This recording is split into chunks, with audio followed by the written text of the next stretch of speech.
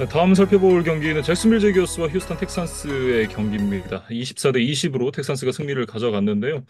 일단 휴스턴 텍산스가 지난주에 패배를 딛고 극적인 역전승을 거두면서 연패 위기에서 탈출하는 데 성공을 했습니다. 지난주에 사실 미네소타를 상대로 좀 무기력한 모습들을 보여줬었죠. 네, 근데 CJ 스트라우드가 어쨌든 한 경기 만에 반등에 좀 성공을 했고, 중요한 것은 이제 지난주에도 좀 문제가 됐었던 핵심 러닝백들의 결장이 이날도 좀 이어졌었단 말이죠. 네, 음, 그래서 또다시 그러한 좀 공격에서의 밸런스가 깨지고 좀 어려운 점들을 극복하지 못하는 모습이 또 나오지 않을까라는 우려가 없었던 것은 아닌데, 음, 어쨌든 지난주보다는 훨씬 더 좋은 경기력으로 팀을 승리로 이끄는 데 성공을 했습니다. 네. 이날 사실 경기 시작하자마자 펀트 리턴 과정에서 턴오버를 범하면서 선취점을 좀 손쉽게 내줬었던 텍산스였는데 곧바로 첫 번째 공격에서 터치다운 드라이브를 만들어내면서 동료의 실수를 또 메이크업을 해줬던 게 굉장히 좀 좋았던 부분이 아닌가 이런 생각을 좀 해봐요. 이제 스테판 딕스가 오기는 했지만 이번 시즌 이제 초반을 지켜보면 여전히 니코 콜린스와의 호흡을 가장 편해하는 것으로 보이거든요. 네, 그래서 이날도 콜린스에 대한 비중을 상당히 높였는데 15번의 패스를 던져서 12번의 패스 성공, 151야드, 1개의 터치다운.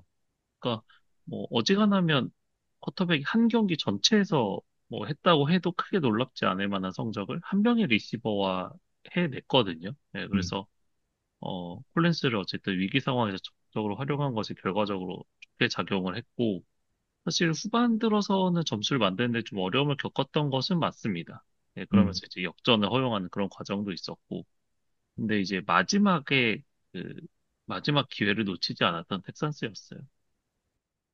텍사스가 마지막 3분여를 남기고 시작했었던 공격 드라이브에서 니코 콜린스에게 26야드 패스를 CJ 스트라우드가 성공을 시키면서 단숨에 또 이 상대 진영으로 넘어갔고 엔드존 앞에서 사실 상대 좀 예측하지 못하게 돌아뛰면서 측면에 있던 오군발라에게 패스를 성공시키면서 경기 종료 직전에 역전에 성공했었던 텍산스였습니다. 음. 그리고 이제 잭슨빌 이야기로 넘어가 보면 이번 4주차에 이제 신시내티, 테네시가 이제 시즌 첫 승을 각각 거뒀거든요. 이제 그러면서 잭슨빌이 리그 32개 팀 중에 유일하게 첫 승을 기록하지 못한 팀이 됐습니다. 사실 시즌 시작하기 전까지만 하더라도 조금 뭐라고 해야 될까요? 좀 다크호스가 될 수 있다 이런 예상을 저희가 조금 했었던 것 같은데 그런 예상이 좀 무색하게 4패로 시즌을 출발을 하고 있는 잭슨빌 제기어스가 되겠습니다. 이날 경기에서도 사실 승리할 기회들이 없었던 건 아니었습니다. 그런데 결국에는 게임을 실링하지 못했던 부분, 그 부분이 역전패 빌미가 되지 않았나라는 생각이 들고 그게 석점의 근소한 리드를 안고 있었던 상황에서 이제 3쿼터 막판이었죠.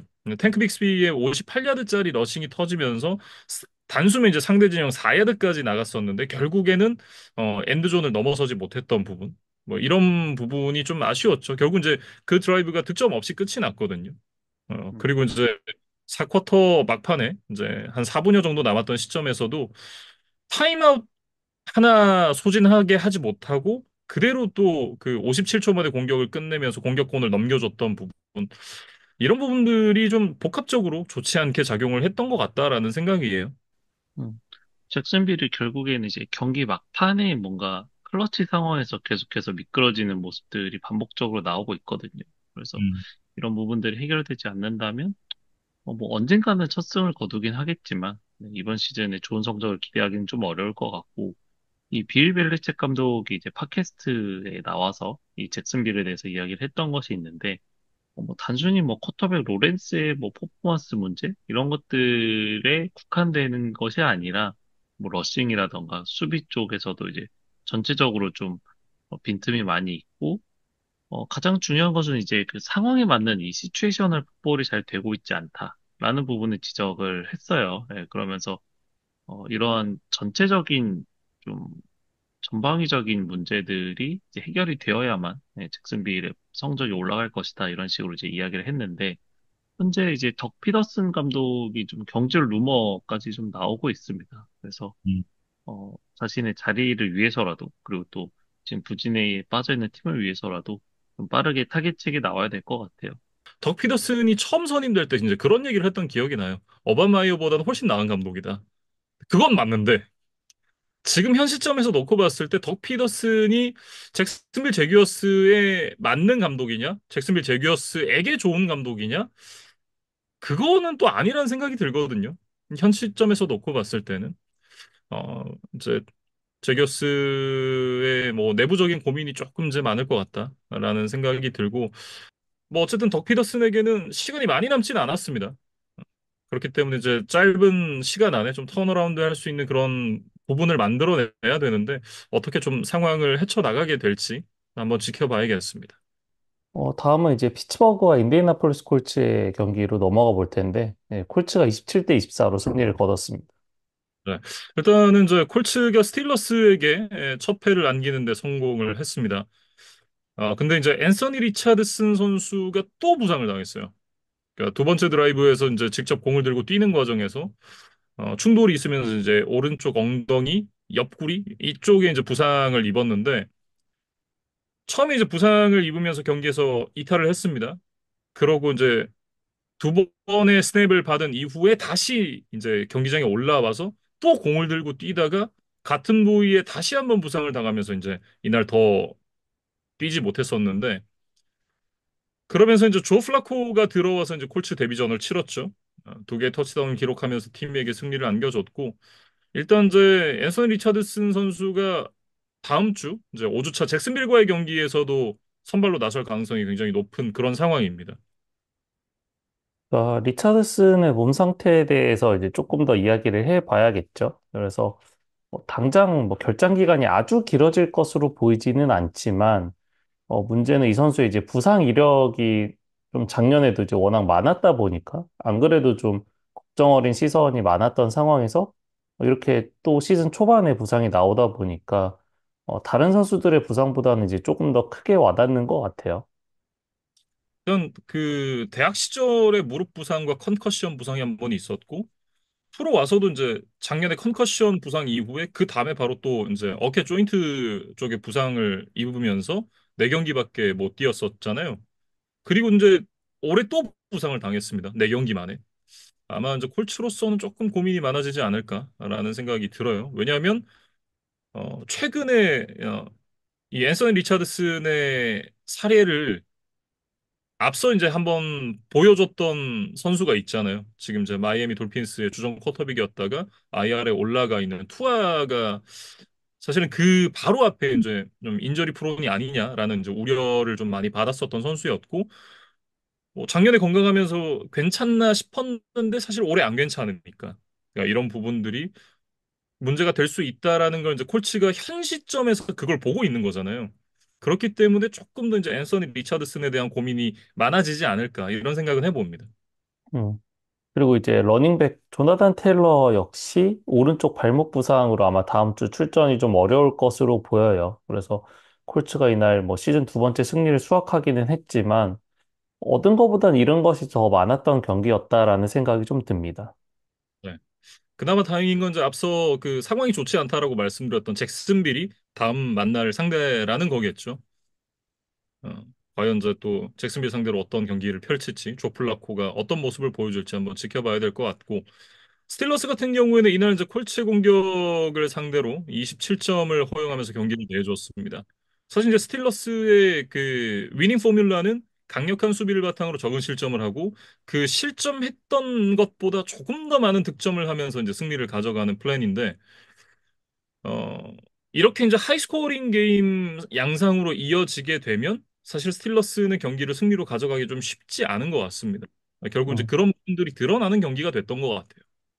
뭐 저스틴 필즈의 이야기를 좀 해보면 물론 시카고 시절보다는 이제 훨씬 좋은 모습을 보여주고는 있어요. 근데 이제 이날도 3쿼터 중반에 이제 필드골 레인지에서 뒤로 가다가 이제 펌블을 범하면서 공격권을 내주는 이제 그런 장면이 있었거든요. 그러니까 사실은 뭐 치다운을 매 드라이브 하는 것이 이제 가장 좋은 뭐 결과값이겠지만 상황에 따라서는 이제 최악을 면하고 어떤 선택지를 가져가야 하는가 이런 거에 대해서도 좀 미리 인지를 하고 내가 지금 어느 필드 포지션에 있는가 이런 것들을 좀 인지하고 플레이에 들어가야 되거든요. 근데 이제 그런 것들이 좀 잘 안 됐던 장면이 있었습니다.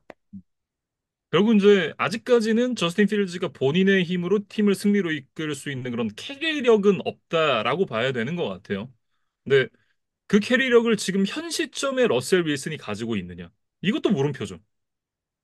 뭐 예전에 시애틀 시록스 시절에 저희가 이제 그 4쿼터의 어떤 보여줬던 매직 이런 부분들을 얘기를 할 시절에는 그런 얘기를 했던 시절에는 그걸 갖고 있었는데 지금 현 시점에 러셀 윌슨은 뭐 스틸러스에서 뛰어보지 않았으니까 아직은 저희가 알 수 없는 부분입니다만 뭐 직전에 이제 그 덴버에서 보여줬던 모습을 생각을 해보면 그것도 사실 쉽지만은 않을 수 있다. 그리고 이제 러셀 윌슨이 저랑 동갑이거든요. 88년생이기 때문에 나이가 적지가 않습니다. 선수로서는. 근데 그런 부분들은 이제 에이징 커브가 오는 부분들 이런 부분을 생각을 해봤을 때 러셀 윌슨 역시도 어, 여전히 물음표가 있긴 합니다만 그래도 둘 중에는 러셀 윌슨이 더 나은 쿼터백인 건 뭐 아직까지는 이제 좀 맞는 견해가 아닌가. 물론 이제 뛰어봐야 그것도 알 수 있겠습니다만 어, 뭐 일단은 이제 러셀 윌슨이 저는 조금 더 나은 쿼터백이라고 생각을 하고 보여준 것도 많았고. 근데 조만간 이제 나올 수 있지 않을까라는 그런 이제 예상들이 나오고 있어요. 이번 주부터 이제 훈련의 워크로드를 조금 끌어올렸다라고 이제 얘기를 하는데 뭐 당장은 출장이 좀 쉽지는 않은 것 같은데 아마 댈러스와의 5주차 경기는 패스를 하고 나서 6주차 레이더스전 정도부터는 뭐 출장 각을 한번 재보지 않을까 이렇게 보여집니다. 음. 돌아올 수 있다라고 하면 어, 조금 더 이제 공격 쪽에 플러스가 있지 않을까라는 예상은 좀 해보게 되는 것 같아요. 마이크 톰린 감독이 어떤 선택을 할지를 이제 좀 지켜봐야 될 것 같고, 아마도 이제 훈련 과정에서 좀 평가를 하겠죠. 네, 그래서 뭐 윌슨에게도 조만간 이제 기회가 주어질지 이런 것도 좀 지켜봐야 될 것 같고, 그것과는 별개로 사실 나지 해리스 같은 선수는 이제 피츠버그에서 좀 꾸준한 활약을 분명히 해줘야만 하는 선수거든요. 뭐 음, 윌슨이든 필즈든 뭐 패싱 게임으로 막 빵빵 30점씩 지금 득점할 수 있는 피츠버그의 공격력은 아니기 때문에. 근데 이날 해리스가 이제 13번의 러싱 시도를 했음에도 불구하고 19야드밖에 나아가지를 못했습니다. 그리고 시즌 전체적으로 봐도 나지에리스가 한참 좋았을 때의 모습과는 좀 거리가 멀어 보여요. 네, 그래서 분명히 좀 더 분발이 필요해 보이는 상황입니다. 네. 올 시즌 4경기에서 러싱 야드가 228야드에 불과합니다. 터치다운도 리시빙 쪽에서 2개를 기록했던 걸 제외하고 나면 러싱 터치다운이 하나도 없거든요. 이런 부분들을 봤을 때 나즈에리스를 비롯해서 전반적으로 러싱에서의 분발이 조금 더 필요해 보이지 않나 이렇게 좀 생각을 해봅니다. 네, 다음 경기로 넘어가 보죠. 필라델피아 이글스와 템파베이 버커니어스의 경기입니다. 33대 16으로 벅스가 승리를 가져갔습니다. 벅스가 뭐 이날 이글스를 상대로 압도적인 전반을 가져가면서 손쉽게 승리를 가져갔었죠. 뭐 전반전 막판까지 24대 0으로 앞서가다가 물론 투미닉 들어가서 이제 터치다운 하나 허용하긴 했습니다만 전반전에 287야드를 나아가는 동안 허용했던 야드가 단 69야드밖에 없었습니다. 그 정도로 전반전에 양 팀의 경기력 차이가 어마어마했다. 이렇게 얘기를 할 수 있겠죠. 그러니까 이글스 입장에서는 지난 시즌 이제 와일드카드 라운드에 나름 복수전이었어요. 예, 그래서 음, 뭐 경기장도 지금 이제 똑같은 원정 경기였고, 그래서 분명히 좀 남다른 마음으로 좀 복수를 해야겠다 이런 마음이 있었겠지만 현실적으로는 이제 부상자들이 이제 많다 보니까 자신들이 원하던 경기력이 좀 나오질 않았던 것 같습니다. 이날 이제 뭐 디본타 스미스 그리고 에이제 브라운이 모두 부상 때문에 경기를 나서지를 못했죠. 그 빈자리가 좀 크게 느껴졌다라고 얘기를 해야 될 것 같고 뭐 이글스 쪽에서 나왔던 좀 재미있는 플레이는 역시나 이제 그 아이자 로저스가 PAT 블락을 만든 이후에 킬리링고가 이제 블락된 공을 들고 엔드존으로 들어가면서 2점을 만들어내는 그런 플레이가 있었는데 이게 다들 아시겠지만 이제 추가골이 블락이 된 이후에 어떤 팀이든 이제 공을 잡아서 터치다운을 만들어내게 되면 6점이 아니라 이제 2점을 얻게 됩니다. 투포인트 컨버전과 이제 같은 효과가 있는 거죠. 필드골 블락 이후에 이제 터치다운이면 픽식스가 되겠습니다만 PAT는 2점이다. 아마 이제 이 부분에 대해서 익숙하시지 않은 분들도 계실 것 같아서 많이들 알고 계실 것 같지만 얘기는 하고 가는 게 좋을 것 같아서 일단 짚어봤습니다. 음. 그리고 이제 이글스가 바로 5주차 이제 바이 위크를 맞아요. 그래서 음, 이제 다른 팀들보다는 좀 빠르게 좀 정비를 할 수 있는 그런 기회를 얻었는데 결국에는 이제 부상자들이 많았던 상황에서는 그래도 이 타이밍에 바이위크를 가지는 게 조금 다행이다. 그러니까 음. 보통은 이제 너무 시즌 초반에 바이위크를 가지는 것이 이제 그렇게 팀의 전체적인 사이클에 도움이 되지 않는다는 견해가 많지만 지금 좀 다운되어 있고 이탈한 선수들이 많은 이글스에게는 좀 다행인 상황인 것 같다라고 말씀을 드려야겠습니다. 그리고 이제 벅스 같은 경우는 이날 이제 메이필드가 347야드에 두 개의 터치다운, 그리고 10 러싱 야드에 러싱 터치다운 하나를 기록을 하면서 한 주 만에 또 반등을 하는 모습을 조금 보여줬고, 이날 마이크 에반스가 94야드에 터치다운 하나를 기록을 했는데, 이 터치다운을 기록을 하면서 벅스 통산 최다 득점 신기록을 마이크 에반스가 세우게 됐습니다. 그리고 이제 앞서서 저희가 이글스의 핵심 리시버들이 빠졌다는 말씀을 드리기는 했지만 벅스도 사실 수비 쪽에서 결장한 선수들이 꽤 많았거든요. 그래서 분명히 리스크도 있었지만 이글스의 공격을 잘 막아내면서 팀 승리에 또 일조를 했었던 디펜스가 있었고 결국에는 그 대체 자원으로 나왔던 선수들이 그래도 준수한 활약을 해줬던 것이 좀 의미가 있었다. 그렇게 좀 이야기를 해야겠습니다. 네. 근데 그게 이제 다음 경기, 다다음 경기까지 이어질 수 있느냐가 벅스에겐 관건이겠죠. 사실 이제 뭐 디본타 스미스와 에이제이 브라운 차포 떼고 경기를 하는 이글스를 상대로는 많은 실점을 하진 않을 게 사실 어느 정도는 예상이 되는 부분이잖아요. 근데 이걸 다른 팀들을 상대로 할 수 있느냐, 이 부분이 좀 중요해 보이고, 이거는 이제 좀 경기 외적인 얘기인데 뭐 중계 중에도 나오긴 했습니다만, 베이커 메이필드가 이제 코리 클로버 아시죠? 야구 선수. 코리 클로버가 운영하는 팟캐스트에 나와서 이제 얘기를 한 건데, 그 벅스가 이제 브레이디를 영입을 했을 때 그 이제 구성원들 모두가 꽤 좀 스트레스를 받았다. 이런 얘기를 하면서 벅스가 이제 이 부분은 이제 의역입니다. 근데 이제 나를 데려오면서 좀 나답게 그 풋볼의 재미를 잃었던 선수들을 위해 풋볼의 즐거움을 되찾아 주기를 원했다. 뭐 이런 얘기를 했어요. 네, 그 관련된 자막이 이제 경기 중에 나왔었는데 탐 브레이디가 그 얘기를 했습니다. 나는 슈퍼볼 반지를 못 가지는 게 스트레스였다. 그래서 매일매일 챔피언의 마음가짐을 가지고 어, 경기장에 나갔고 이건 어린이집이 아니다. 만약 내가 재미를 찾았으면 우리 애들 데리고 디즈니랜드 갔을 거다. 뭐 이런 얘기를 하면서 바로 받아쳤습니다. 메이필드가 이제 경기가 끝난 이후에 어, 내가 했던 얘기가 많은 부분에서 이제 맥락이 벗어난 채로 좀 이 토막이 잘려서 전달이 됐었던 것 같다라고 이제 발을 빼면서 이제 개인적인 감정이 있어서 한 얘기는 아니었다 이렇게 얘기를 했었는데 사실은 이제 좀 필요 없는 얘기죠. 앞에 이제 탐 브레이디 얘기를 잘라내고 그 뒤에 얘기만 했어도 충분하다고 저는 생각을 하거든요. 버커니어스가 탐 브레이디가 은퇴한 이후에 뭐 이렇게 저렇게 이렇게 얘기를 했으면 그랬으면 뭐 그 정도만 했어도 괜찮지 않았을까 싶은데 탐 브레이디가 와서 선수들이 다른 선수들이 뭐 꽤 스트레스를 받았다 이런 얘기를 하는 것 자체가 사실은 이제 탐 브레이디 입장에서 좀 저격이라고 느껴질 수 있잖아요. 물론 뭐 본인은 이제 그런 의도로 얘기를 한 게 아니었다라고 얘기를 하겠지만 뭐 또 듣는 사람이 그렇게 들으면 또 그럴 수도 있는 부분이니까 이게 뭐 메이필드의 의도도 알겠습니다만 오해의 여지는 그래도 있었던 것 같다. 뭐 이렇게 생각을 합니다.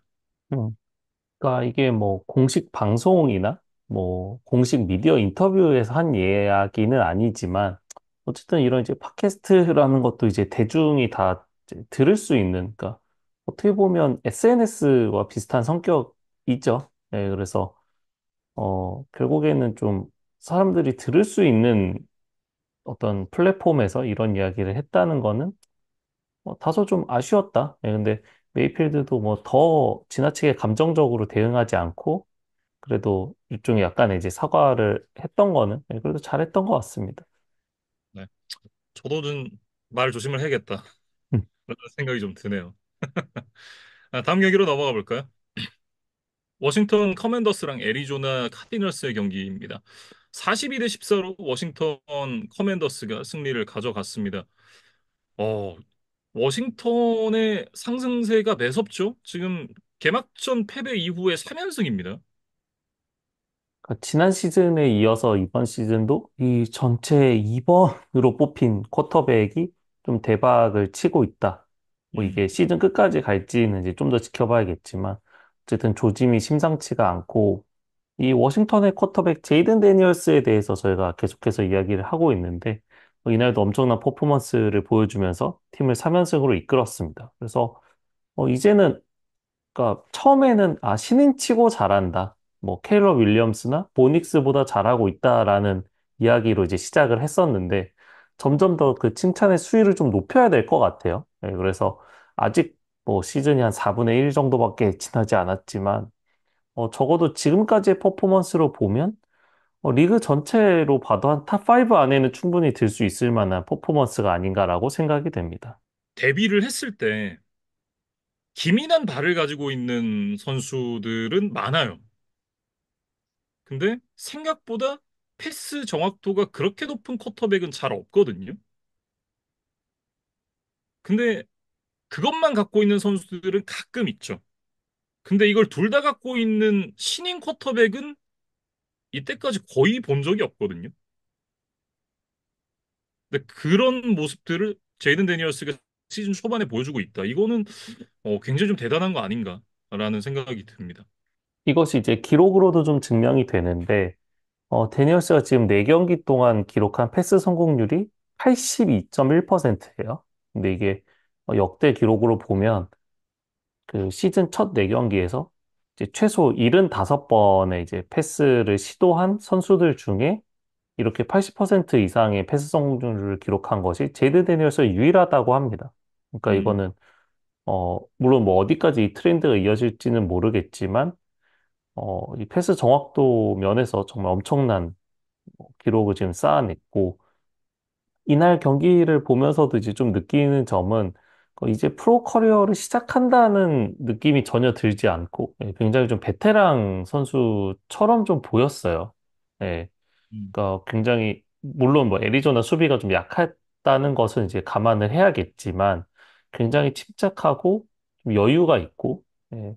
어쨌든 상대 수비를 좀 손안에 놓고 좀 이렇게 핸들링을 한다 이런 느낌을 많이 받았거든요. 예. 그래서 제이든 데니얼스가 앞으로 어디까지 좀 성장을 할 수 있을지 이런 것들 좀 지켜보는 게 재밌을 것 같습니다. 네. 그리고 이제 그 클리브 킹스베리 워싱턴 오펜시브 코디네이터의 애리조나 이제 홈커밍 데이였죠. 어, 그런 이제 성격에 있는 경기였는데 뭐 아주 성공적이었다라고 얘기를 해야 될 것 같습니다.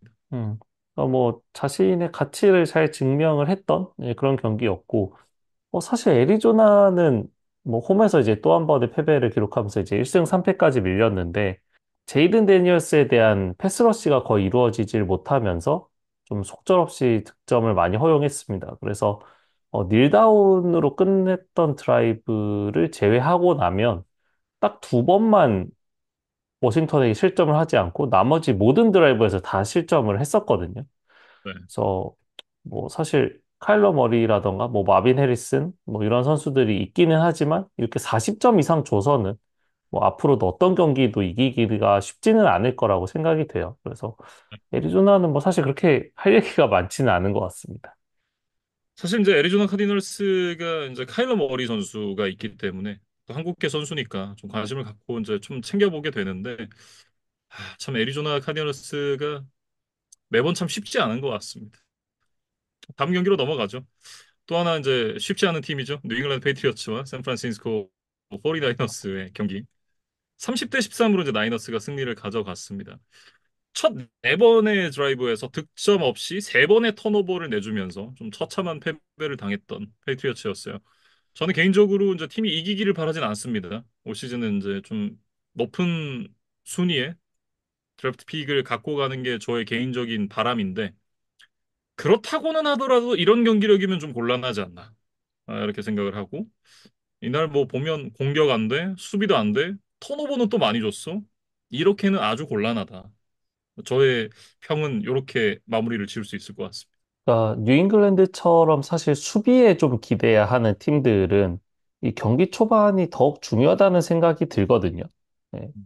리드를 잡으면 제일 좋고, 뭐 설령 그렇지 않더라도 어쨌든 사정권 안에서 일단은 비슷한 게 이제 흐름을 가지고 가야 이제 후반에 뭔가 게임을 뒤집거나 뭔가 유리함을 굳히거나 이런 쪽으로 이제 갈 수 있는데 이렇게 초반부터 턴오버를 많이 내주면서 실점을 많이 한다 그러면 사실은 이제 짧은 시간 안에 추격할 힘은 이제 없는 팀이라고 봐야겠죠. 그래서 이런 경기에서는 이제 더더욱 승리를 거두기가 좀 어려울 것 같습니다. 네. 이제 그 몇 안 되는 미들맨 중에 하나 이제 라몬드레 스티븐슨이 올 시즌에 계속해서 공을 흘립니다. 지금 이제 4경기에서 펌블 4개를 벌써 범했는데 이것도 굉장히 곤란한 부분이죠. 지금 펌블 17개 페이스. 이 부분도 굉장히 곤란한 부분 중 하나고. 그리고 이제 센터 데이비드 앤드루스가 어깨 부상으로 IR에 올라갔습니다. 일단 뭐 수술이 필요한 부상이다라고 얘기를 하는데 수술하면 시즌 아웃이죠. 그리고 이제 백업이긴 하지만 올해 3라운드에 뽑았던 루키 오펜시브 태클 케이든 월레스가 이제 발목 부상으로 또 IR에 올라갔어요. 월레스 역시도 빠르게 돌아오는 거는 조금 어렵다라고 얘기를 하고 있으니까 안 그래도 이제 오라인 뎁스가 굉장히 얇은데 이 습자지만은 오라인이 점점 더 너덜너덜해지고 있다라는 게 또 하나의 곤란한 부분인 것 같고 나이너스 입장에서는 뭐 이기는 게 너무 예상 가능하고 당연했던 경기였다 이렇게 좀 얘기를 해야겠죠. 특히 이날 이제 프레드 워너가 인터셉션 이후에 다시 일어나서 픽식스를 만드는 장면 그리고 이제 조지 키틀이 트리플 커버리지를 뚫고 터치다운을 만드는 장면이 진짜 예술이었어요. 이 두 장면은 이날 경기에 좀 백미가 아니었나 이런 생각을 해봅니다. 음. 어쨌든 나이너스는 이제 연패를 끊어냈다는 것이 일단 가장 중요한 의미가 있었겠죠. 그래서 뭐 패트리어츠가 지금 이렇게 강팀은 아니지만 어쨌든 지금 이제 상대를 가리지 않고 일단 승리를 쌓아야 하는 것이 나이너스에게 좀 중요했던 것 같아요. 네, 그리고 사실 나이너스와 패츠가 이제 다른 컨퍼런스에 있는 팀들이기 때문에 이제 자주 만나는 뭐 사이는 아닌데 어쨌든 95년 9월 이후로 처음으로 이제 홈에서 패트리어츠를 잡았다고 하더라고요. 네, 네. 그래서 나이너스의 왕조가 이제 끝나간 이후에는 패트리어츠에게 늘 약해 왔었던 것 같은데 왜냐면 그 다음에 이제 패트리어츠 왕조가 또 시작을 했었기 때문에 근데 이제 모처럼 홈에서 좀 기분 좋은 승리를 가져갔다. 예, 그런 좀 역사적인 의미도 있었습니다. 시즌 초반에 좀 어려움을 겪고 있는 나이너스인데 앞서 얘기했듯이 카디널스가 좀 쉽지 않죠. 5조차에 이제 헤매고 있는 카디널스를 상대로 이제 경기를 하게 되는데 그 경기가 시즌 초반에 또 반드시 잡고 가야 되는 경기입니다. 나이너스 입장에서는 또 과연 어떤 결과로 이어지게 될지 한번 함께 지켜보시죠. 다음 경기로 넘어가 보겠습니다. 캔자스시티 칩스와 LA 차저스의 경기입니다. 17대 10으로 캔자스시티 칩스가 승리를 가져갔습니다. 칩스가 이제 작년 마지막 날짜죠. 12월 31일부터 시작된 연승 행진의 숫자를 10까지 늘리는 데 성공을 했습니다. 그러니까 이게 이제 플레이오프 및 슈퍼볼 경기 다 포함한 이제 그런 기록이고, 이제 더 놀라운 것은 이제 그 10연승 과정에서 돌핀스와의 와일드카드 라운드 경기를 제외하면 그 나머지 9경기가 모두 원포제션 이내에서 승리를 거뒀다는 것이에요. 네, 그래서 칩스가 얼마나 승부처에서 강한 팀인지를 잘 알 수 있는 대목이고, 그렇기 때문에 칩스를 상대하는 모든 팀들은 이제 경기 종료 휘슬이 울릴 때까지는 네, 승리를 아무도 확신하지 못할 것 같아요. 음. 이날도 사실 이제 쉽진 않았습니다. 출발이. 어, 경기 시작하자마자 이제 펌블 턴오버 그리고 인터셉션이 나오면서 10대 0으로 끌려가는 출발을 했었는데 그 이후에 이제 또 허용하지 않고 17연속 득점을 만들어내면서 결국은 역전에 성공했었던 캔자스시티 칩스였습니다. 음. 그리고 이제 이날 뭐 칩스 팬들에게 가장 좀 화제가 됐던 것은 역시 카리먼트의 복귀전이지 않았나 싶어요. 그래서 2018년 11월에 이제 오프필드 이슈 때문에 이제 방출이 됐었던 카리먼트가 약 6년여 만에 이제 칩스의 빨간 유니폼을 다시 입고 경기에 나서게 됐습니다. 뭐 카리먼트도 개인적으로 보면 이제 브라운스에서의 마지막 실전 경기 이후로 한 8개월 정도가 지났었거든요. 네, 그래서 실전 감각에 대한 우려도 분명히 있었는데 곧바로 85호 스크리미지 야드를 기록하면서 이제 성공적인 복귀전을 치렀다는 것이 네, 이날 승리만큼이나 기쁜 소식이었어요. 뭐 폭발적인 빅플레이가 나온 건 아니었었는데 러싱 시도당 4.9야드를 전진을 하면서 파츠코의 공백을 잘 메워줄 수 있겠다라는 그런 기대감을 좀 심어주는 경기였던 것 같고 이번 시즌 내내 이제 좀 트래비스 켈시가 존재감이 덜했죠. 원래 우리가 알던 트래비스 켈시의 모습과는 확실히 좀 거리가 있는 그런 모습이었었는데 트래비스 켈시 역시도 모처럼 또 팀 내 리딩 리시버의 역할을 해줬던 경기였습니다.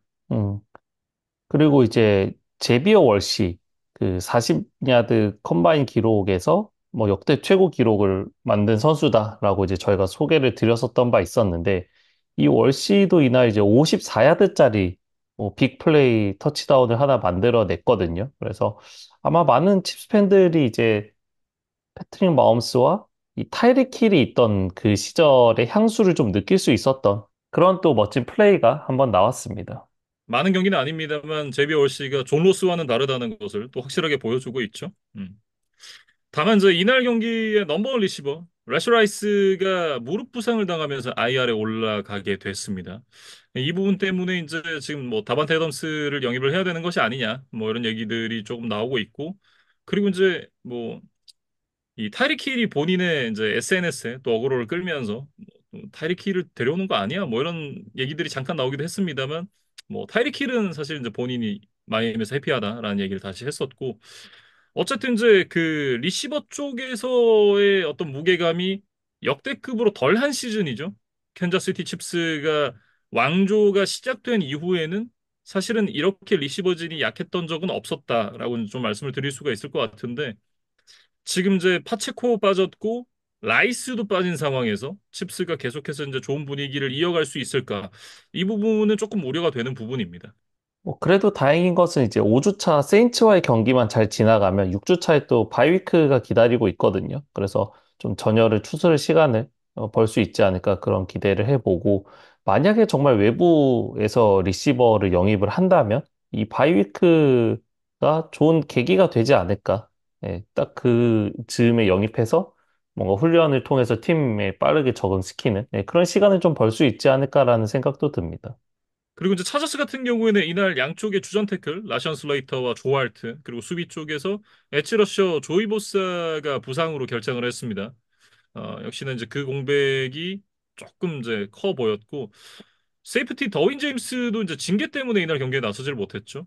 어, 뭐 그럼에도 불구하고 경기 초반에 이제 10연속 득점을 만들어내면서 앞서갔던 부분들은 좋았습니다만 결국 이제 승리로까지 이어가진 못했습니다. 음.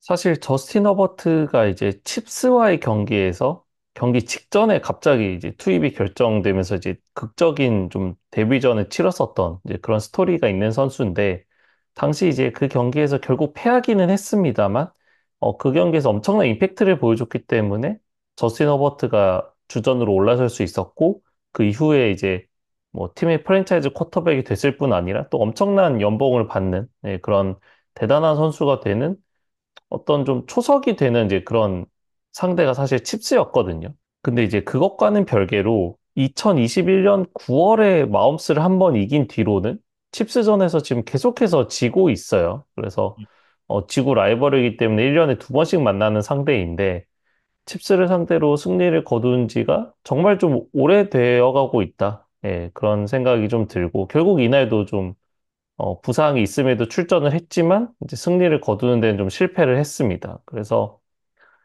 사실 저희가 차저스 이야기를 할 때 이제 반복적으로 나오는 것이 이 러싱에 대한 비중을 높이고 있다라는 이야기죠. 네, 그래서 실제로 2022년에 저스틴 허버츠가 경기당 40번이 넘는 패스를 던졌고 지난 시즌도 뭐 부상 때문에 이제 중도에 결장하는 경기들이 있기는 했습니다만 어쨌든 경기당 35번 정도의 패스를 시도를 해 왔었어요. 근데 이제 지금 허버트가 이번 시즌 4경기에서는 경기당 23번 정도의 패스밖에 던지질 않고 있거든요. 그러니까 패스 횟수가 정말 확연히 드라마틱하게 줄어든 것은 맞습니다. 근데 이제 그것이 차저스의 공격력이 얼마나 더 좋은 방향, 긍정적인 쪽으로 이제 흘러가고 있느냐 하면은 그거는 이제 지금 효과가 나타나고 이제 잘 모르겠다라는 뭐 이야기를 드려야 될 것 같아요. 뭐 첫 두 경기에는 사실 제이키 도빈스가 좀 예상치 못한 맹활약을 해주면서 이 짐 하바 감독의 어떤 전략 전술이 잘 통하는 것처럼 보이기도 했습니다. 근데 이제 도빈스가 약간의 힘이 빠지자마자 결국에는 차저스의 득점력도 이제 급격하게 좀 떨어지고 말았거든요. 그래서 사실 23년이나 22년에 비해서 경기당 평균 득점이 오히려 지금 감소를 한 상태예요. 물론 아직 4경기밖에 치르질 않았지만, 예, 그래서 이 부분에 대해서는 좀 고민이 많지 않을까 싶어요. 지금 이제 오라인 쪽의 어떤 그 가벼워진 무게감도 그 하나의 원인일 수 있을 것 같고, 이게 어쨌든 이제 초반에 이 차저스가 강력한 러싱을 보여주니까 상대 팀들이 그런 부분에 대한 대비도 또 되잖아요. 네, 그런 부분들이 좀 복합적으로 작용을 하고 있는 게 아닌가라는 생각이 들고, 뭐 터치다운 만드는 장면 보면 이제 레드 맥콘키가 좀 어려운 캐치를 만들어내면서 뭐 좀 인상적인 플레이를 하긴 했습니다만, 그렇다고 이제 팀의 해결사 역할을 해줄 수 있느냐? 아직까지는 좀 지켜봐야 된다라는 생각이거든요. 소위 말하는 이제 미들맨이 있어야 되는데 그런 미들맨이 좀 보이지 않는 것 같다라는 생각이 들고, 4쿼터에 이제 그 상대 진영 3야드 정말 이 엔드존 코앞까지 나갔습니다만 결국 이제 고포리 실패로 무득점에 그치는 장면들, 이런 부분들이 좀 차저스 공격의 현 주소를 말해주는 것이 아닌가 이런 생각을 좀 해봐요. 음.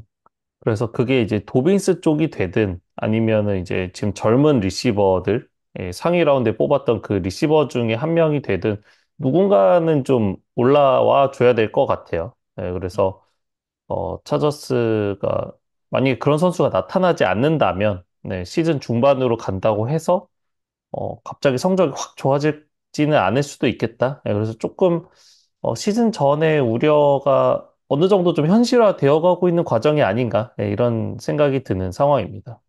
다음은 이제 클리블랜드 브라운스와 라스베이거스 레이더스의 경기입니다. 레이더스가 20대 16으로 승리를 가져갔습니다. 앞서 이 차저스와 칩스의 경기와 마찬가지로 브라운스가 10대 0으로 앞서 가다가 결국 라스베이거스 레이더스가 20연속 득점을 기록을 하면서 역전승을 가져갔습니다. 저는 레이더스 수비의 좀 승리라고 얘기를 해야 될 것 같은데, 초반 1쿼터에 10점을 내주긴 했습니다만 그 이후에 이제 수비 쪽에서는 단 한 점도 내주질 않았었거든요. 마지막에 내줬던 터치다운은 이제 공격 상황에서 펌블이 나와서 그 로드 맥클라우드의 픽식스로 연결됐던 부분이었기 때문에 수비만 놓고 봤을 때는 2쿼터부터 3쿼터 연속 무실점을 기록했었던 레이더스였습니다. 결국에는 이제 10개가 넘는 쿼터백 히트를 기록하면서 이 드셔너슨에 대한 압박을 경기 내내 해줬던 것이 이제 주요했어요. 그래서 레이더스 결국에는 이제 프런트 세븐이 좀 좋은 활약을 해줬다. 이렇게 이야기를 해야 될 것 같은데 사실 그것이 더 의미가 있는 거는 이 수비진의 에이스라고 할 수 있는 맥스 크로스비가 없었던 상황에서 해낸 성과라는 점이죠. 음. 이날 이제 인액티브 되면서 맥스 크로스비가 없었고, 사실 기존에 이제 올 시즌에 스타터로 이제 나섰던 말콤 쿤스, 디아빈 디아블로, 그리고 이제 마커스 앱스까지 없는 상황에서 이런 퍼포먼스가 나왔다는 게, 그러니까 여러 명 중에 주전이 4명이 빠진 거잖아요. 그만큼 이제 빈 공간을 다른 선수들이 잘 메워줬다 이렇게 얘기를 해야 될 것 같고, 특히 이제 공격에서 가드너 민슈가 아주 솔리드하지 않기 때문에 러싱의 비중을 높이면서 민슈의 부담을 줄여줬던 게 좀 중요했다라고 얘기를 해야 될 것 같아요. 이는 이제 29번의 러싱을 시도하면서 평균 5.2야드를 나갔거든요. 어, 터치다운도 2개가 있었고, 팀 러칭 야드가 152야드가 기록이 됐는데 딱 필요한 점수를 좀 만들어줬다라는 생각이 들고, 다만 이제 이날 가장 많은 캐리를 가져갔었던 자미르 화이트가 지금 사타구니 부상이 있습니다. 그러면서 브론코스와 5주차의 맞대결을 펼치게 되는데 이 경기에 나서지 못할 가능성이 좀 높다 그래요. 음. 그러니까 사실은 레이더스의 러닝백 진이 어떻게 보면 시즌 처음으로 팀이 기대하던 제 역할을 해줬었던 경기였는데 이 자미로 화이트가 곧바로 또 부상을 당하면서 그 기세를 좀 이어가기가 어렵게 됐다라는 점이 좀 아쉬움이네요. 음. 그리고 이제 이 레이더스 쪽에서 가장 핫한 뉴스는 역시나 다반테 애덤스 선수의 트레이드 얘기죠. 작년부터 사실 이제 언해피 얘기가 계속해서 좀 나왔었고, 어, 뭐 주변에서 이제 별다른 얘기는 없었습니다만 이제 그런 이제 분위기가 좀 조성이 되고 있다가 며칠 전에 본인이 이제 트레이드 요구를 했습니다. 그러니까 본인은 이제 제츠로 가고 싶다. 왜냐하면 또 함께 했던 에런 로저스가 지금 재체해 있기 때문에 재체해 가고 싶다라는 얘기를 하고 있는데 지금 이제 다른 팀들과의 얘기도 같이 이루어지고 있는 상황이고 애덤스가 워낙에 좋은 매물이죠. 그래서 이제 다른 팀들의 관심도도 높고 그만큼 이제 경쟁도 좀 치열하기 때문에 이게 레이더스 입장에서 조금 좋은 딜이 될 가능성이 높지 않나 이렇게 좀 점쳐지는데 과연 또 다반테 애덤스가 어떤 팀으로 가게 될지 굉장히 궁금합니다. 저희가 지난주였나요? 그 애덤스가 이제 라커룸으로 복귀하지 않고 필드 위에서 좀 허탈한 표정을 짓고 있었다라는 이야기를 해드렸던 것 같은데 결국에는 이제 단순히 그 한 경기만의 문제가 아니라 레이더스 생활 전체에 대한 좀 회의감이 계속해서 있었던 것 같아요. 조금 이제 마음이 뜬 것으로 보이기 때문에 레이더스도 이쯤에서 좀 최대한 많은 드래프트 픽을 좀 받아오는 그런 쪽으로 결정을 하는 게 당장 이번 시즌 성적에는 좀 뭐 타격이 가겠지만 장기적으로는 좀 맞는 선택지가 아닌가라고 이제 저도 생각이 좀 듭니다. 이제 브라운스 얘기로 좀 넘어가서 이게 뭐 결과론적인 얘기일 수는 있습니다만 이날 연장까지도 갈 수 있는 기회가 브라운스에게 있었거든요. 로든 맥클라우드가 터치다운을 만들어낸 이후에 PAT를 더스틴 홉킨스가 성공만 시켰더라도 이날 이제 마지막 드라이브에서 필드골 레인지까지는 들어갔었거든요. 어, 뭐 그렇게 해서 필드골을 성공시켰다면 연장까지 경기를 끌고 갈 수 있었을 텐데 이게 어, 살다 보면 이게 안 될 때는 뭘 해도 안 되잖아요. 어, 이날 브라운스가 딱 그랬던 것 같다 이런 생각이 좀 들어요. 프랑스는 사실은 이제 개막전 댈러스와의 경기를 제외하고 나면 수비에서는 크게 무너지는 경기들은 많지는 않았어요. 그러니까 뭐 그래도 한 20점 정도 언저리에서 상대 공격을 계속해서 이제 막아내고 있는데, 문제는 이제 득점력이 결국에는 나오지를 않고 있다. 물론 저희가 시즌 전에 어느 정도 예상은 했던 부분이긴 합니다. 닉첩이 지금 이제 부상으로 언제 합류할 수 있을지 알기 어렵고, 뭐 팀 공격에 이제 가장 중요한 역할을 해줘야 하는 이제 쿼터백 쪽에서 어쨌든 뭐 드셔너슨의 건강 상태라던가 뭔가 마인드셋이라던가 이런 부분들에서 좀 아직은 완벽하게 왓슨을 좀 믿기가 어려운 상황이기 때문에 네, 좀 어려움을 겪지 않을까라는 우려는 했지만 그것이 결국에는 현실화가 되면서 브라운스의 이번 시즌이 잘 안 풀려나가고 있는 모양새예요. 음. 이게 앞서 이제 수비가 많은 실점을 하지 않았다라고 얘기를 해주셨는데 상대 팀이 이제 제규어스, 자이언츠, 레이더스거든요. 사실은 이제 대량 실점을 하지 않을 수 있는 팀들이기도 합니다. 그러니까 반대로 얘기를 하면 공격진에서 저 팀들을 상대로도 아직까지 한 번도 20득점을 넘긴 적이 없거든요, 지금. 그러니까 4경기 총합 득점이 66점입니다. 그러니까 수비에서 또 8점을 만들어냈으니까 그걸 빼고 나면 공격팀이 맞는 득점이 58득점이에요. 한 경기에 15점이 안 됩니다. 그러니까 이게 누구 하나를 꼽아서 문제라고 얘기를 하기보다 지금 뭐 총체적인 난국이라는 생각이 좀 들거든요. 일단 이제 리그 최하위권의 프레셔 허용률을 기록을 하고 있는 오라인 있죠. 전성기의 어떤 화려한 퍼포먼스를 잃어버린 디셔너슨에다가 닉첩이 없는 러싱 게임 그리고 지금 올 시즌에 한 경기에 100야드를 찍어본 적이 한 번도 없는 리시버들이 가득한 이 패싱 게임. 이게 다 문제입니다. 그나마 좀 다행인 건 앞서 이제 얘기를 해주셨던 닉첩이 곧 돌아온다는 거. 그리고 이제 데이비드 은조쿠도 이제 이번 주에 이제 복귀를 할 준비를 하고 있다라고 이제 뉴스가 떴는데 근데 현재 지금 모습만 놓고 봤을 때 이 두 선수가 돌아오면 좋아지겠죠. 좋아지는데 이게 드라마틱하게 공격이 달라질 것인가? 라는 생각은 사실 잘 안 들거든요. 뭐 지금보다는 좋아지겠지만. 네, 그렇기 때문에 이제 다음 주에 이제 워싱턴을 만나게 되는데 지금 이제 3연승을 달리고 있는 워싱턴이잖아요. 더군다나 이제 제이든 데니얼스의 퍼포먼스가 점점 더 우상향을 하고 있는 상황에서 브라운스가 워싱턴을 만난다? 아마 이 브라운스에게는 커맨더스가 굉장히 좀 부담되는 상대가 아닐까라는 생각을 좀 해봅니다. 그러니까 결국에는 드셔너슨이 지금 글쎄요, 뭐 쿼터백 파워 랭킹 같은 걸 매겨 본다면 한 25위권보다 위로 갈 수 있을까? 라는 생각이 들 정도예요. 근데 사실 이 선수의 이름값이나 뭐 휴스턴에서의 커리어를 생각을 해보면 그래도 한 탑 10 정도 안에는 분명히 들어줘야 하는, 그리고 실제로 받는 연봉도 그렇고, 그 정도의 역할을 해주기를 예상하고, 많은 사람들이 기대를 했었는데, 결국에는, 목표와 현실의 갭이 지금 꽤 큰 상황이기 때문에, 브라운스도 뎁스 차트에 있는 선수들의 이름값 대비 성적이 안 나는 가장 큰 원인이 아닌가 싶어요. 계속해서 이제 공장이 가동되고 있다. 이렇게 좀 마무리를 지어보겠고요. 다음은 이제 선데이 나잇 풋볼이었던 버팔로 빌스와 볼티모어 레이븐스의 경기로 가보겠습니다. 35대 10으로 레이븐스가 승리를 가져갔죠. 시즌을 2패로 출발했었던 레이븐스였는데 이제 이후에 두 경기에서 강력한 모습을 보여주면서 이제 순위 경쟁 싸움에 본격적으로 레이븐스가 뛰어들었습니다. 결국에는 이날 주인공은 이제 데릭 헨리였어요.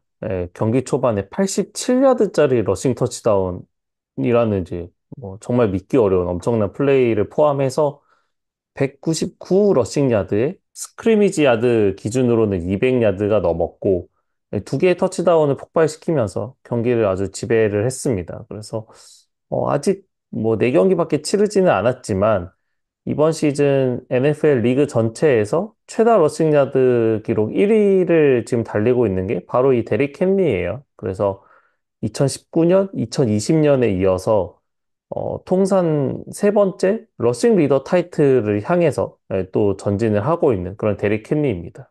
네. 어, 헨리가 2019년 그리고 이제 2020년에 러싱 리더 타이틀을 땄었죠. 과연 이제 세 번째 타이틀을 또 딸 수 있는 그런 시즌이 될지 한번 봐야 될 것 같고 다음 경기에서 이제 18야드만 더 뛰면 역대 32번째로 만 러싱 야드 클럽에 가입을 하게 됩니다. 이것도 정말 어마어마한 기록이죠. 음. 그러니까 사실 최근에는 이제 러닝백들의 역할이라던가 비중 이런 것들 이제 전체 게임에서 조금씩 이제 감소를 하고 있기 때문에 어, 현역 선수들 중에서는 이제 그런 누적 러싱 야드로 뭔가 명함을 내밀 만한 선수들이 많지를 않아요. 그래서 지금 현역 선수 중에서는 이제 1위 기록을 달리고 있는 데릭 헨리가 이제 조만간 이 만 러싱 야드 클럽에 이제 가입을 할 예정인데 데릭 켄리도 이제 조금씩 이제 커리어가 꺾여가고 있던 시점에서 이제 이적을 선택한 것이 좀 커리어에 좀 반등을 일으키는 좀 스파크를 튀기는 그런 요소가 아니었나 싶습니다. 그래서 레이번스와 함께 몇 년이나 더 뛸지는 모르겠지만 어쨌든 레이번스로 이적한 것이 개인의 뭐 커리어뿐만 아니라 어떤 기록적인 면에서도 분명히 좀 더 도움이 되는 선택이 아니었나 싶어요. 그래서 이날도 이제 오펜시브 라인이라던가 뭐 풀백 그 패트릭 리카드 이런 선수들이 중요한 순간마다 이제 좋은 블로킹들을 만들어 주면서 헨리가 마음껏 달릴 수 있는 환경을 좀 만들어 줬었거든요. 그래서 앞으로도 좀 이런 좀 편안한 환경이 주어진다면 데릭 헨리의 기록에도 분명히 도움이 될 것으로 보입니다. 네. 이게 극악의 이지선다죠. 라마 잭슨이 뛸 것이냐, 아니면 데릭 헨리가 뛸 것이냐. 그러다가 패스도 있네. 라는 그런 어떤 패턴이 조금씩 자리를 잡아가는 것 같아요. 이게 그러다 보니까 레이븐스를 상대하는 상대 팀의 수비들이 조금 어려움을 많이 겪게 되는 것 같고 그렇게 이제 시너지 효과가 나다 보면 말씀해 주셨던 대로 데릭 헨리도 더 많은 기록들을 좀 쌓아 나갈 수 있지 않을까 이런 생각을 한번 해봅니다.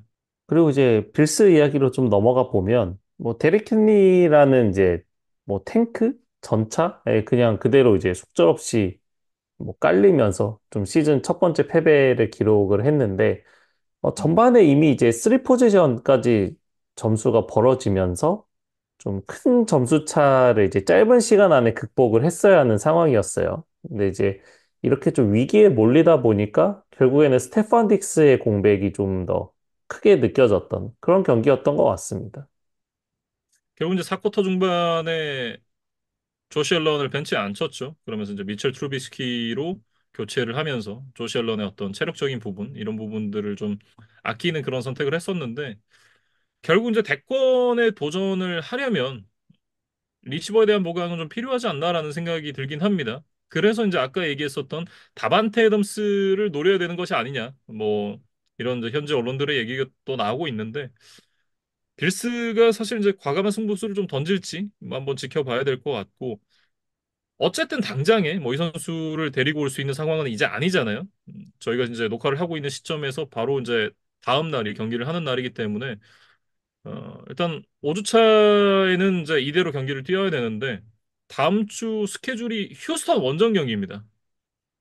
지금 이제 스테폰 딕스가 트레이드로 향했던 팀이 텍산스였고 빌스에 썩 좋은 감정이 있는 것 같지는 않거든요. 어, 굉장히 좀 껄끄러운 그런 이제 인사를 하게 됐습니다. 그리고 이제 핵심 리시버인 칼레이 샤키르라던가 뭐 디펜시브 태클 에드 올리버 이런 선수들이 아마도 결장할 것으로 보여요. 그래서 이 분노의 스테판 딕스를 어떻게 제어할 수 있을지 이래저래 좀 쉽지 않은 경기가 될 전망입니다. 네.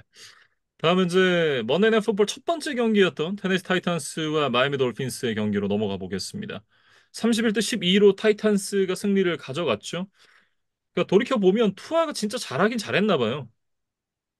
자리는 몰라도 난자리는 안다라는 말이 좀 투아에게 딱 들어맞는 말이 아닌가라는 생각이 들고 확실히 투아의 빈자리가 이날 경기에서 좀 많이 느껴졌습니다. 이날 이제 타일러 헌틀리가 돌핀스 데뷔전을 치렀었죠. 지난주에 스카일라 톰슨으로 이제 한번 시도를 해봤지만 뭐 내용이 좋지 않았고 톰슨이 또 부상을 당하면서 이제 급하게 수혈했던 이제 타일러 헌틀리까지 이제 좀 꺼냈던 돌핀스였는데 결국에는 뭐 나름 헌틀리도 뭐 공부를 하고 뭐 선수들과 호흡을 맞추는 시간을 가지기는 했겠습니다만 뭐 어쩔 수 없는 좀 한계가 있었던 것 같아요. 뭐 말씀해 주셨던 대로 아직 뭐 라포가 형성될 그런 시기가 아니잖아요. 그 짧은 시기에는 좀 어렵고 일단 뭐 손발이 안 맞는데 특히 이제 왼손잡이 주전 쿼터백이 있던 팀에서 지금 이제 선발 쿼터백이 오른손으로 바뀌었잖아요. 아무래도 이제 공격 쪽에서 매끄러운 공격이 이루어지긴 쉽지 않았다라는 생각이고 마이애미가 이제 그런 여러 가지 요소들을 고려를 해서 러싱의 비중을 좀 늘리지 않았나라고 생각을 하는데 이날 이제 헌틀리가 데뷔전 기록이 96 패싱 야드에 8번의 러싱으로 40 러싱 야드, 러싱 터치다운 하나거든요. 그러니까 돌핀스 입장에서 썩 만족스러운 성적은 아닐 겁니다. 왜냐하면 이제 비교를 결국은 투아랑 하게 되는 거잖아요.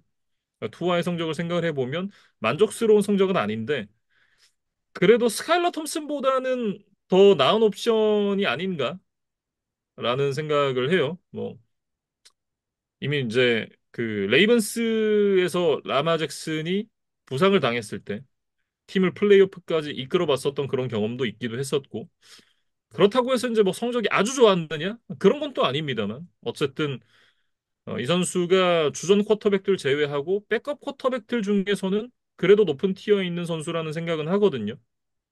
조금 시간이 지나고 플레이북이 익숙해지고 손발이 조금 더 맞아가면 이 경기보다는 퍼포먼스가 조금 더 나아지지 않을까 그런 생각을 해봅니다. 어쨌든 당장 투어가 뭐 다음 주에 바로 나올 수 있는 상황이 아니고 돌핀스 입장에서 뭔가 투어를 100% 대체할 만한 뭐 외부에서 대형 쿼터백을 데려올 수 있는 상황도 아니기 때문에 일단은 헌틀리를 좀 믿고 가는 수밖에 없을 것 같아요. 아쉬우면 아쉬운 대로 일단 헌틀리의 잠재력을 최대한 끌어내는 다양한 방법들에 대한 고민이 좀 필요해 보입니다. 네. 그리고 앞서 이제 다른 팀 얘기할 때도 살짝 얘기를 했습니다만 타리키 힐이 이제 트위터에 트레이드를 암시하는 그런 이제 글을 써가지고 뭐 갑자기 트레이드가 되는 거 아니냐. 일단 타리키 힐이 돌핀스에서 행복하다, 어그로 끌었다 이렇게 얘기를 하면서 트레이드 소문은 잠잠해졌습니다. 진짜 본인도 그때 이제 그 트위터에 나는 관심 받는 거 좋아 뭐 이런 얘기를 썼던 것 같은데 진짜 관종인 것 같아요. 그러니까 뭐 이 정도까지는 괜찮은 것 같은데 뭐 사실 음, 굳이 경찰에게 관심을 받을 필요는 없었죠. 그래서 어쨌든 뭐 타이르킬도 아마 약간의 그런 생각은 좀 있지 않을까 싶어요. 그러니까 돌핀스에서도 분명히 좀 우승에 대한 열망이 있었고 투아와 뭐 다른 선수들이 또 좋은 자원들이 있기 때문에 어느 정도 좀 가능성이 있겠다라는 생각을 분명히 했을 텐데 지금 투아가 이렇게 부상으로 낙마하면서 좀 팀적으로 이제 성적이 나기가 좀 어려운 상황이 됐기 때문에 좀 경기에 집중을 하지 못하고 좀 이런 행동을 하는 것이 아닌가, 네, 이런 생각이 좀 듭니다. 그리고 이제 오델 베컴 주니어가 PUP 리스트에서 액티베이트가 됐습니다. 다음 주 페이트리어츠와의 경기에 나설 예정인데 돌핀스 입장에서는 아주 다행이죠. 그리고 제 입장에서도 굉장히 다행스럽습니다.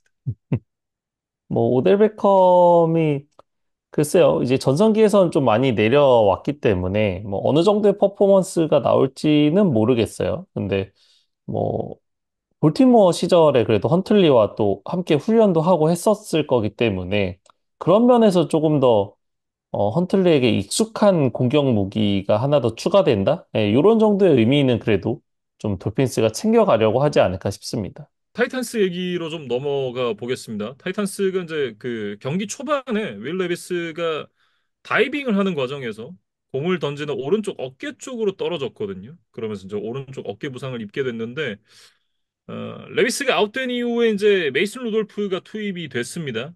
그러면서 이제 러싱의 비중을 좀 확 끌어올렸었던 테네시였고 40번의 러싱으로 이제 142야드를 나가면서 두 개의 터치다운을 만들어냈습니다. 그리고 이날의 영웅은 키커 닉 폴크였죠. 닉 폴크가 5개 필드골을 모두 성공을 시켰는데 이날 이제 5개 중에 4개가 47야드 이상이었습니다. 50야드가 넘어가는 필드골이 또 3개였고요. 참 쉽지 않은 거리들이었는데 모두 성공을 시키면서 또 팀의 승리에 힘을 보냈었던 닉 폴크였습니다.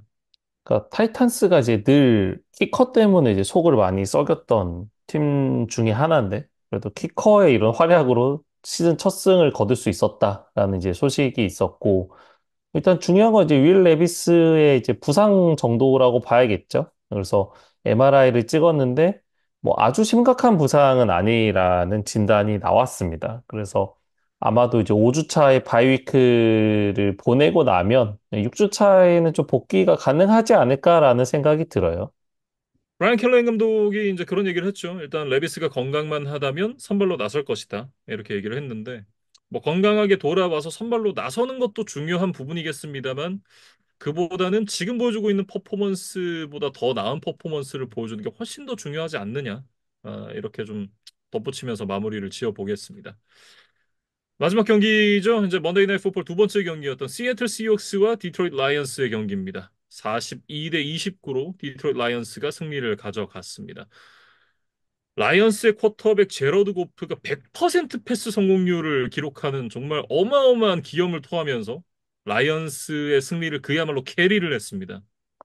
이날 18번의 패스를 시도했는데 이제 모두 성공을 했고 292 패싱 야드에 2개 패싱 터치다운 그리고 커리어 첫 리시빙 터치다운까지 기록을 하는 뭐 엄청난 하루를 보냈어요. 근데 이제 물론 그 패스의 내용들을 살펴보면 대부분 이제 짧은 패스들이었고 이제 300야드 가까이 전진을 하긴 했지만 이 야드 애프터 캐치의 비중이 상당했거든요. 거의 200야드가 넘는 이제 야드 애프터 캐치가 더해진 이제 그런 기록이기는 했습니다. 근데 설령 그렇다 하더라도 한 경기 내내 단 한 번의 패스도 실패하지 않았다는 거는 뭐 그 거리와는 상관없이 좀 인정을 해줘야 될 것 같아요. 예, 실제로 경기에서 딱 한 번 이 패스를 놓치는 장면이 있었는데 이것이 이제 플래그가 선언이 되면서 그 플레이가 무효가 됐거든요. 예, 그러면서 고프가 이 100% 패스 성공률 기록을 유지를 할 수가 있었습니다.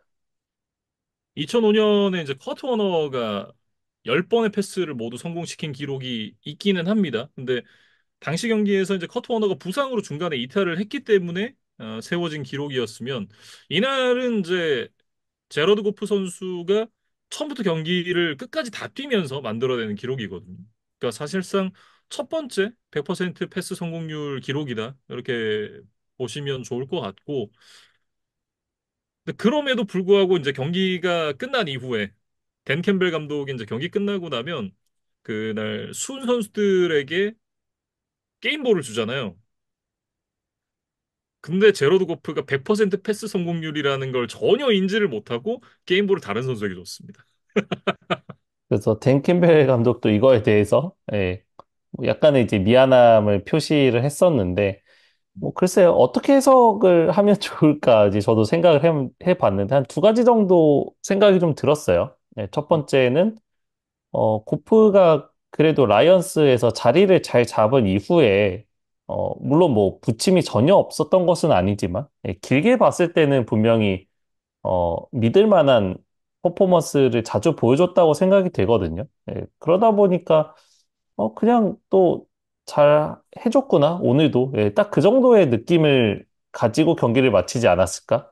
예, 그러느라 이제 까먹었다? 예, 뭐 이런 생각이 하나 들었고.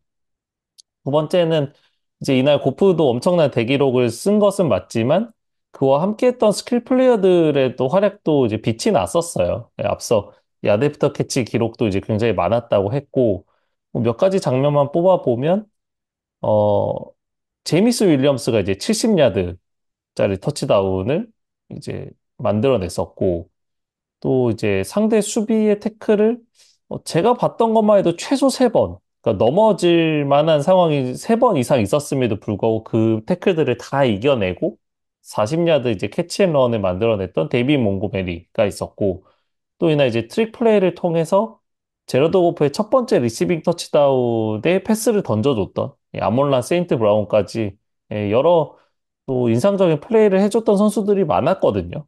그러다 보니까 댄 캠벨 감독이 이 제러드 고프를 좀 놓쳤던 것 같습니다. 게임을 하다 보면 사실은 저희는 그런 거를 또 카운팅을 하면서 보지만 실제로 게임을 뛰는 선수들은 그 순간순간 플레이에 집중을 해야 되고 뭐 감독 그다음에 코디네이터 이런 부분들도 다 마찬가지라고 저는 생각을 하거든요. 그 긴장감이 굉장히 극도로 높아진 그리고 정말 그 스트레스풀한 그런 상황에 놓여지다 보면 사실은 이제 그런 것들을 하나하나 다 기억하는 게 정말 쉽지 않은 것 같아요. 예. 그래서 어 이제 그런 부분들을 좀 놓치지 않았을까 그런 생각이 저는 개인적으로 들고 말씀해 주셨던 대로 이제 정성적인 부분 역시도 사실은 이제 고프가 물론 잘하긴 했습니다만 뭐 야데프트 캐치라던가 이런 부분들이 상당히 많았었기 때문에 다른 선수들에게 좀 더 주목을 하지 않았을까? 그러니까 정성적인 측면에서는 정말 또 다른 선수들의 활약이 높았다라고 생각을 했을 가능성이 높겠다. 이런 생각을 좀 해보고요. 이날 이제 시애틀 같은 경우에는 마이크 맥도날드가 감독으로 부임하고 나서 첫 번째 패배였습니다.